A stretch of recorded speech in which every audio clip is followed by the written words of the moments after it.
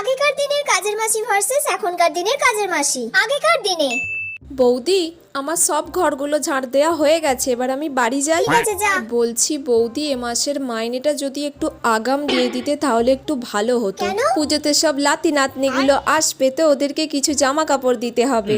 ঠিক আছে, দেখছি, দিতে পারলে জানাবো। আর বলছি বৌদি, যদি এবারে একটু নবমী আর দশমীটা একটু ছুটি দিতে খুব ভালো হতো। লাতি নাতনিগুলো আসবে তো একটু ঠাকুর দেখতে যেতাম। না না, দুদিন নিলে হবে না, শুধু দশমীটা নিস। আচ্ছা ঠিক আছে, তাহলে শুধু দশমীটাই ছুটি করব।